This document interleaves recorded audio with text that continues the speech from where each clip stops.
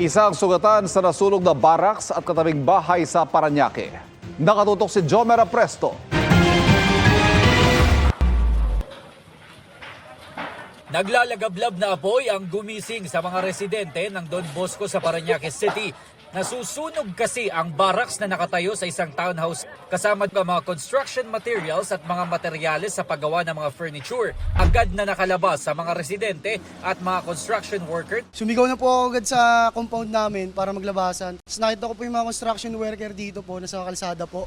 Ayon sa Parañaque City Fire Station, nagsimula ang apoy pasado alas 2 ng madaling araw kanina na agad itinaas sa unang alarma. Dadamay din sa sunog ang katabing bahay. Ayon sa isa sa mga kamag-anak na mga nakatira sa nadamay na bahay na tumangging humarap sa kamera, taong 2019 pa nila inirereklamo ang barracks. Hindi naman daw kasi ito tinatayuan ng bahay. Ginawa lamang itong tulugan ng mga construction worker at tambakan ng mga gamit. Sugatan naman ang lalaking ito na nagtamo ng paso sa kanyang braso. Patuloy pa na inaalam ng halaga ng napinsalang ari-arian, gayon din kung ano ang pinagbulan ng apoy. Para sa GMA Integrated News, Jomer Apresto, nakatutok 24 oras. Mga kapuso, patuloy na tumutok sa mga balita. Mag-subscribe sa GMA Integrated News sa YouTube.